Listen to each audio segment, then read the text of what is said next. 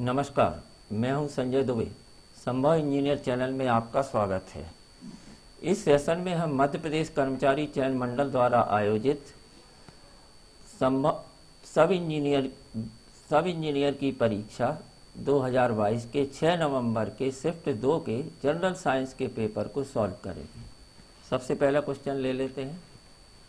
First question है, for an object thrown in vertical direction and return back at the same spot, एक ऊर्ध्वाधर दिशा में फेंका और उसी स्थान पर वापस लौटा वस्तु के लिए कोई ऑब्जेक्ट है जिसको हम धरती से क्या है वर्टिकली अपवर्ड थ्रो करते हैं या फेंकते हैं। जब इसको सीधा ऊपर फेंकेंगे तो आपने देखा होगा कि जब ये रिटर्न आएगा तो ये वापस भी उसी पॉइंट पर आ जाएगा। अब इसमें डिस्टेंस ट्रेवल्ड और डिस्प्लेसमेंट के बारे में पूछा गया है, तो हम इन दोनों का अंतर समझ लेते हैं कि डिस्टेंस का मतलब क्या होता है। डिस्टेंस का मतलब होता है आपका जब कोई ऑब्जेक्ट एक स्थान से दूसरे स्थान तक चलने के लिए जितनी दूरी ट्रेवल करता है, जितनी दूरी मूव करता है उसको बोलते हैं अपना डिस्टेंस। अब डिस्टेंस क्या होती है, इसमें और क्या गुण होता है, इसमें आपका मैग्नीट्यूड होता है, सिर्फ मैग्नीट्यूड होता है। इसका मतलब है कि इसमें हम न्यूमेरिकल वैल्यू के द्वारा रिप्रेजेंट कर सकते हैं। जैसे डिस्टेंस ट्रेवल्ड है 5 किलोमीटर, तो 5 इसका क्या हो गया मैग्नीट्यूड। इसमें डायरेक्शन नहीं होती है और ये स्केलर क्वांटिटी होती है, स्केलर क्वांटिटी। अब यदि यहाँ से आपने एक पत्थर को फेंका या किसी ऑब्जेक्ट को फेंका, तो यदि वो हाइट h तक गया तो ऊपर तक जाएगा, फिर यहाँ पे ये रुकेगा और वापस आएगा। तो ये डिस्टेंस जो ट्रेवल करेगा वो डिस्टेंस क्या हो जाएगी आपकी 2h के बराबर हो जाएगी। जितना ऊपर गया उतना ही वापस आ जाएगा। अब बात करते हैं डिस्प्लेसमेंट की।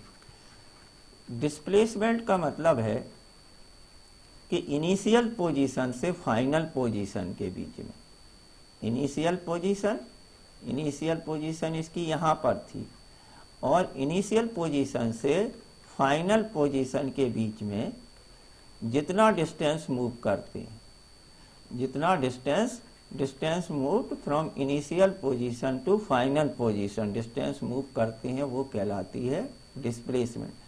तो इनिशियल पोजीशन भी इसकी ओ पर थी, यहाँ इस पॉइंट पर थी, और वापस लौटने के बाद फाइनल पोजीशन भी क्या है वही है। इसलिए इसके लिए डिस्प्लेसमेंट क्या हो जाएगा 0, डिस्प्लेसमेंट हो गया 0। तो जो डिस्प्लेसमेंट होता है इसमें मैग्नीट्यूड तो होता ही है और साथ में डायरेक्शन भी होती है। मैग्नीट्यूड और डायरेक्शन दो चीजें होती और ये वेक्टर क्वांटिटी है।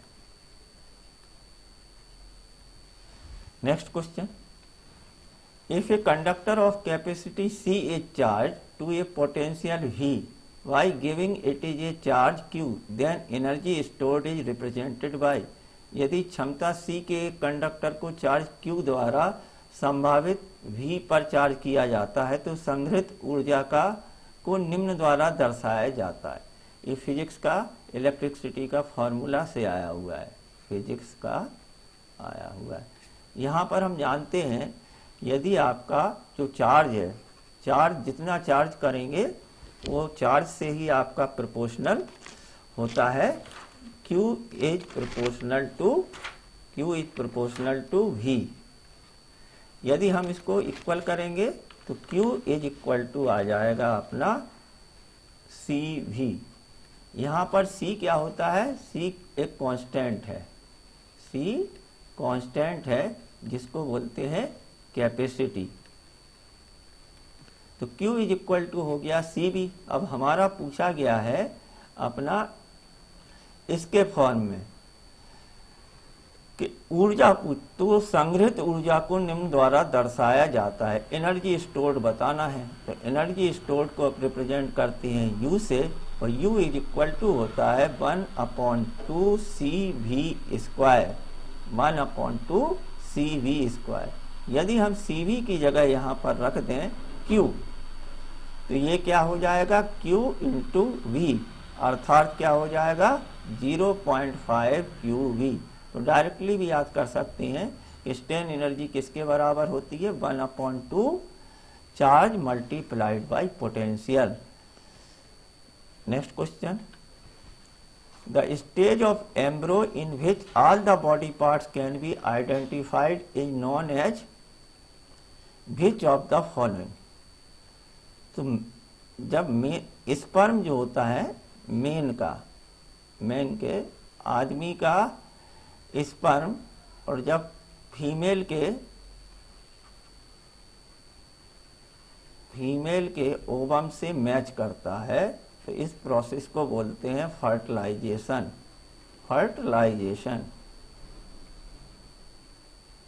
अब स्पर्म का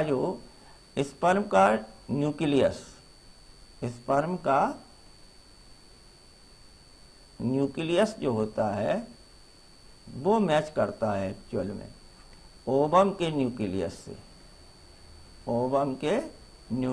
से, और इससे जो बनता है वो कहलाता है जाइगोट।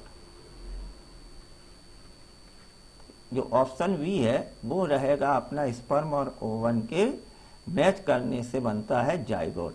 जब जाइगोट डेवलप होता है, जाइगोट और विकसित होता है, तो जाइगोट के डेवलपमेंट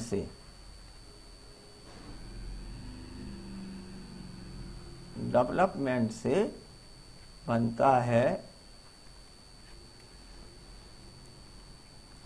फोइटस।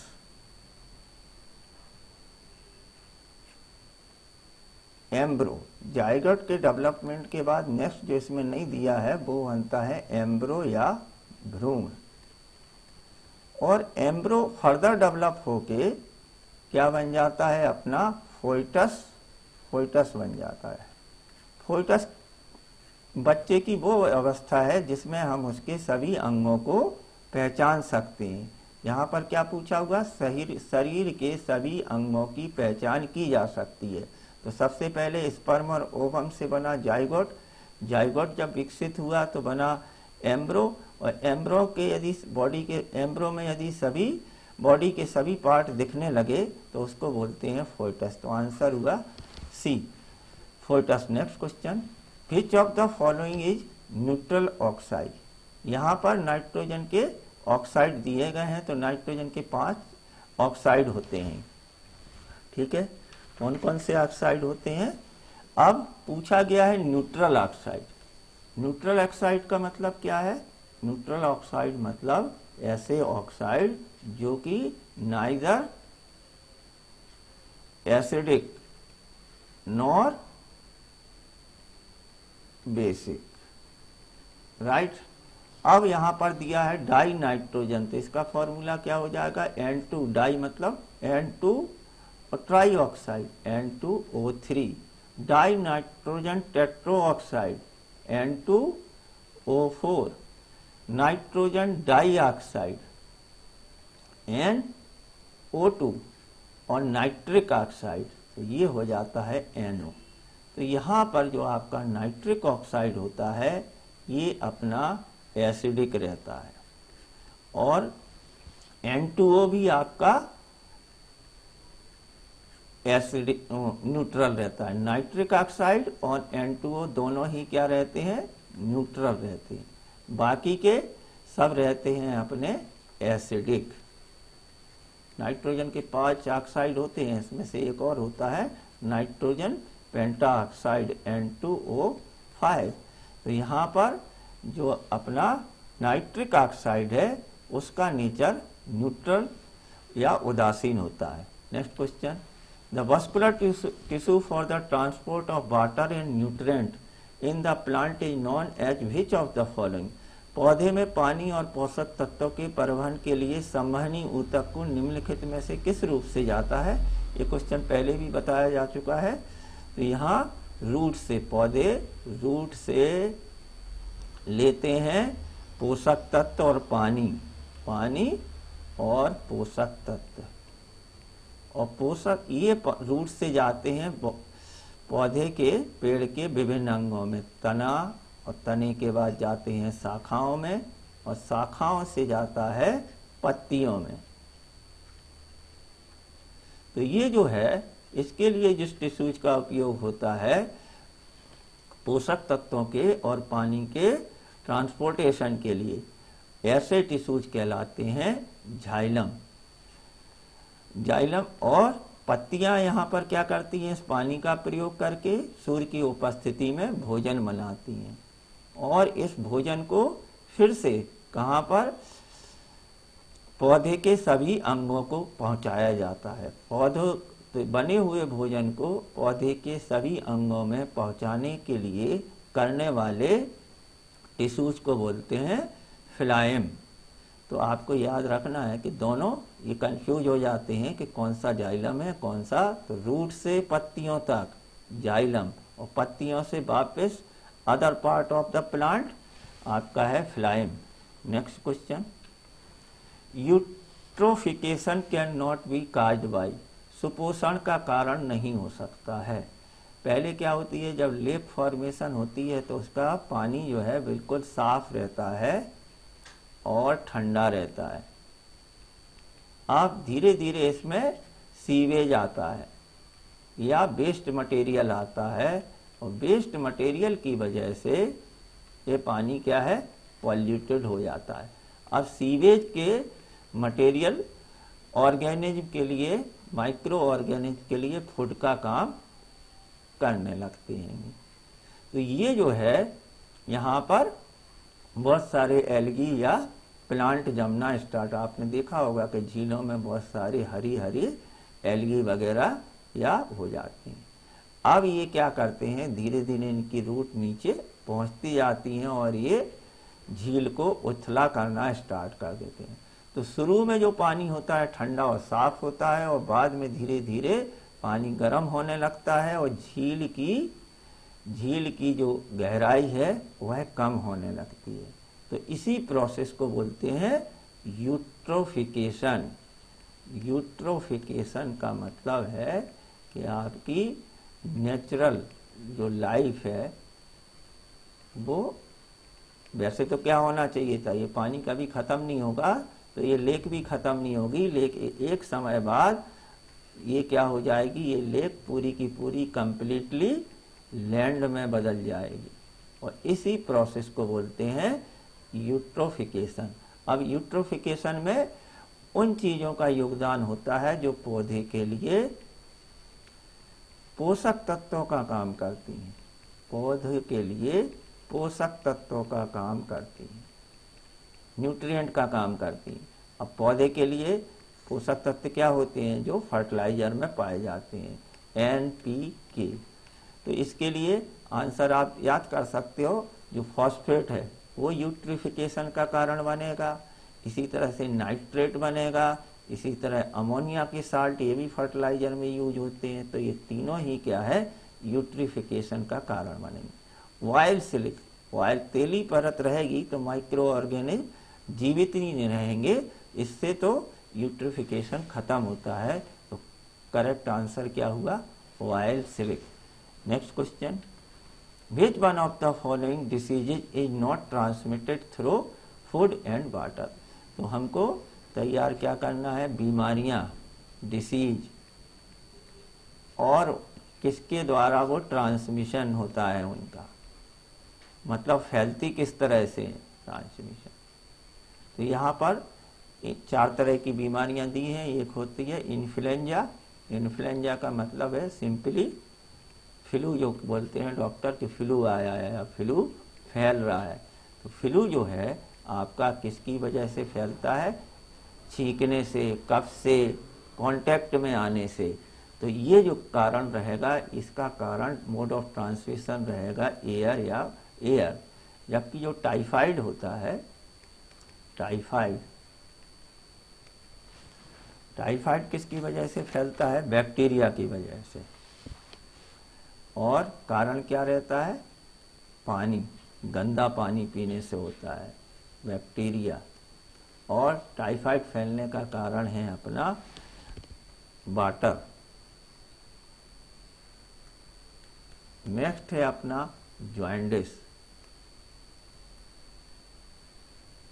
जॉन्डिस भी किसकी वजह से होता है? बैक्टीरिया से।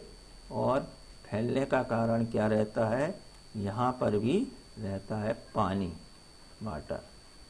नेक्स्ट अपना रहता है कॉलरा। इसमें वॉमिटिंग होती है और डिहाइड्रेशन हो जाता है। तो ये जो कॉलरा होता है ये आपका पानी से, गंदे पानी से, और साथ में फूड, रखा हुआ भोजन। तो इसके मोड ऑफ ट्रांसमिशन क्या है? वाटर और फूड। तो यहाँ पे करेक्ट आंसर हुआ इन्फ्लुएंजा, जिसमें वायु का रोल रहता है। Next question, the transformation of the larva into an adult through drastic changes is known as which of the following? मेढक जो है वो क्या है? अंडे देती है, अंडे। और अंडे से बनता है अपना tadpole, early tadpole. Early tadpole, early tadpole को ही बोलते हैं लार्वा। लार्वा से बड़ा टेडपोल बन जाता है, जिसे बोलते हैं लेट टेडपोल।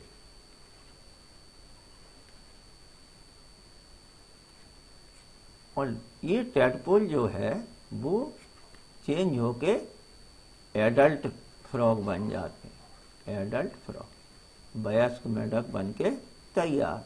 तो ये यदि आप हिंदी में देखेंगे तो ये पूरा का पूरा क्या है? इसमें मेढक की काया में परिवर्तन हो रहा है। तो इसको हिंदी में बोलेंगे कायांतरण, और इसका आंसर रहेगा मेटामॉर्फोसिस। तो जब larva change into frog, change into frog is known as Metamorphosis.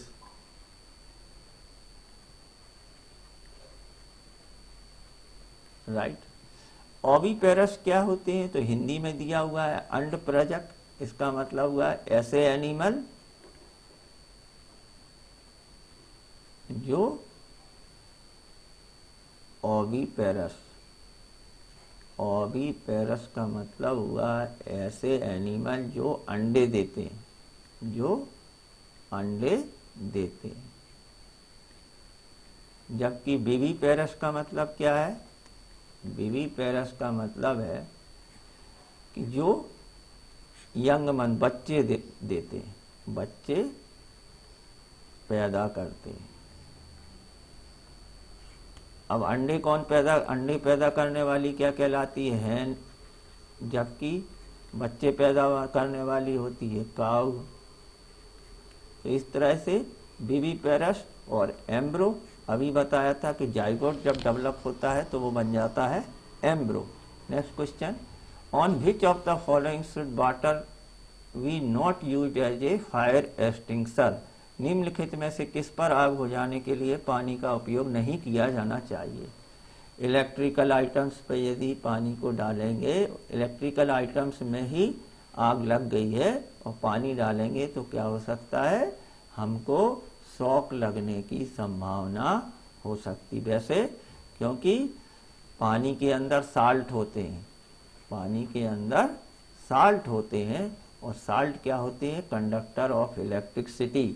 इसलिए हमको शॉक लग सकता है या फायर फाइटर को शॉक लग सकता है। तो उनकी सेफ्टी के लिए विद्युत आइटम में फायर के समय हम पानी का यूज, तो most commonly use fire extinction कौन सा है? पानी।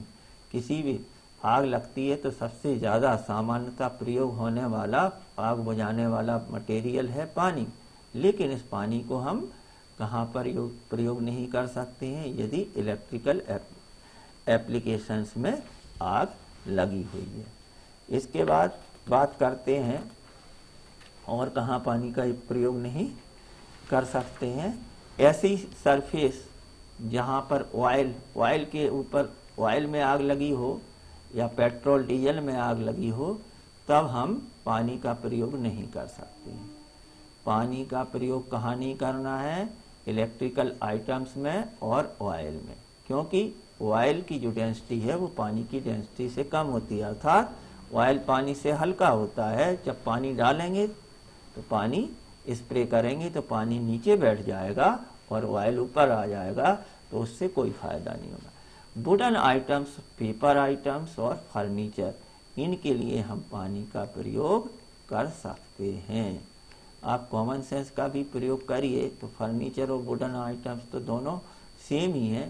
तो इस तरह से आप आंसर, बहुत से आंसर कॉमन सेंस से दे सकते हैं। Next question, which of the following metals has the highest melting point?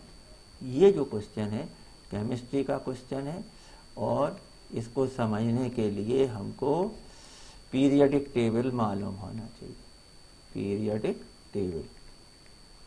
Periodic table या आवर्त तालिका में क्या रहता है? एक तरफ रहते हैं ग्रुप्स और वर्टिकली कॉलम्स क्या कहलाते हैं? ग्रुप्स, और हॉरिजॉन्टल में रहते हैं पीरियड्स। अब यहाँ पर आप देखेंगे तो ये आपका कैल्शियम Ca, इसके बाद आपका बेरियम Ba, और ये आपका है स्ट्रोंटियम।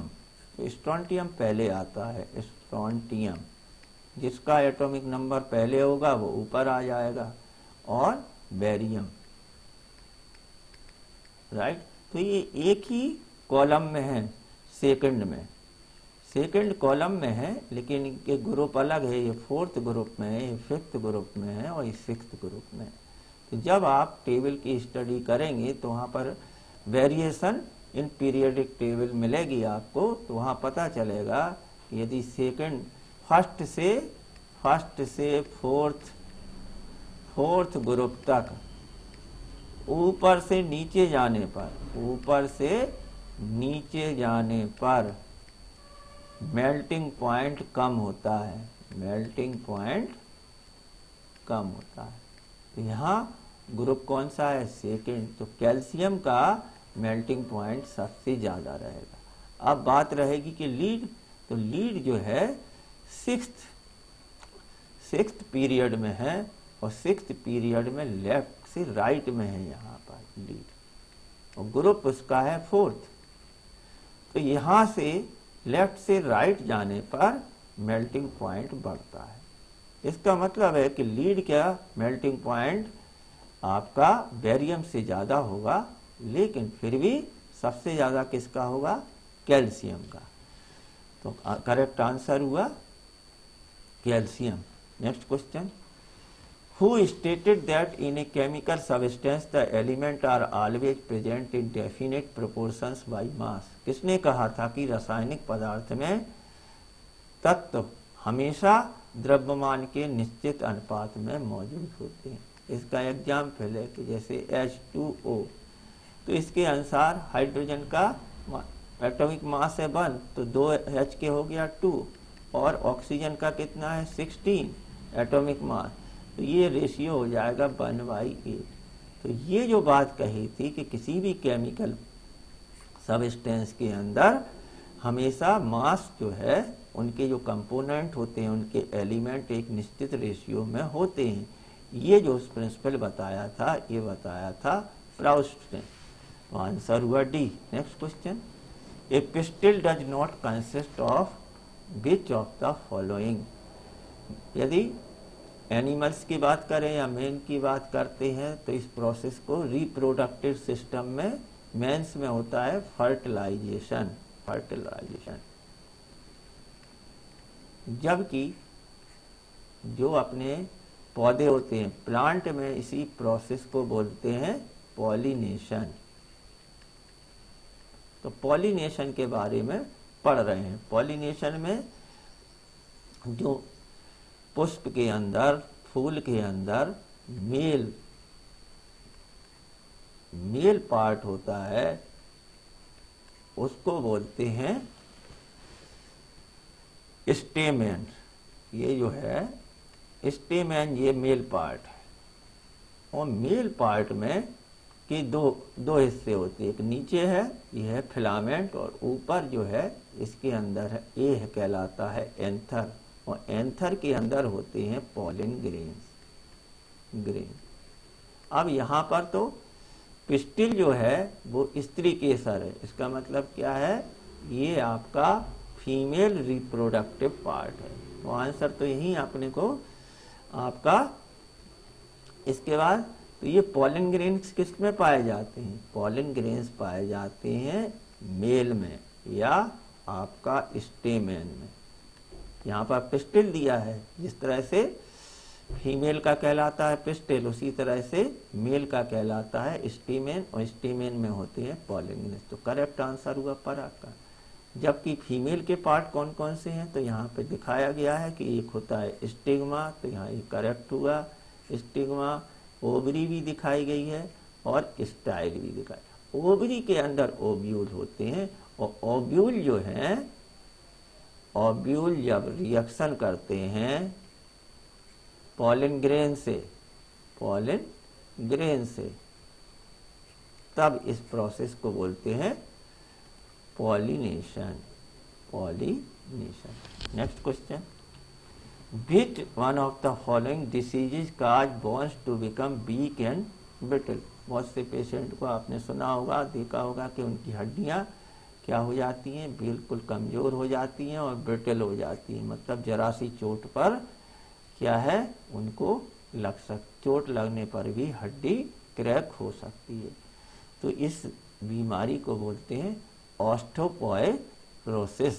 ऑस्टियोपोरोसिस। नेक्स्ट क्वेश्चन है, हड्डियों की बीमारी है, किसकी बीमारी है, हड्डियों की बीमारी। Next question, out of the following fuels which fuel can be said to be most environment friendly? CNG, diesel और पेट्रोल तो ये है बिल्कुल भी एनवायरमेंट फ्रेंडली नहीं है, क्योंकि इनसे हाइड्रोकार्बन, कार्बन मोनोऑक्साइड और बहुत सी पॉल्यूटेंट निकलते हैं। अब बात चलती है सीएनजी होती है कंप्रेस्ड नेचुरल गैस, और जब हम इसी गैस में हाइड्रोजन से एनरिच्ड कर देते हैं, हाइड्रोजन मिक्स करते हैं, तब वो कहलाने लगती है हाइड्रोजन एनरिच्ड सीएनजी। तो इसमें थोड़ा सा परसेंटेज सीएनजी के साथ मिलाने से क्या क्या एडवांटेज हो जाते हैं, इसकी फ्यूल इफिशियंसी बढ़ जाती है।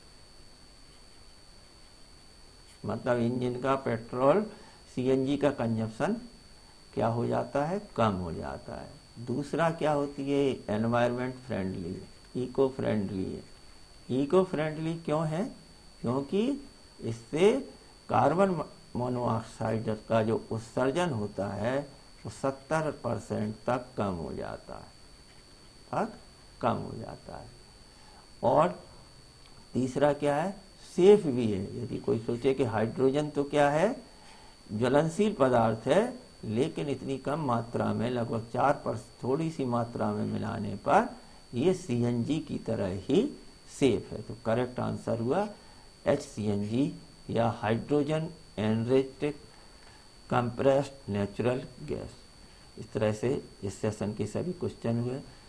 Thank you for watching the video. यदि आपको ये वीडियो पसंद आ रहे हो तो ज़रूर चैनल को सब्सक्राइब करिए और वीडियो को लाइक करिए। धन्यवाद।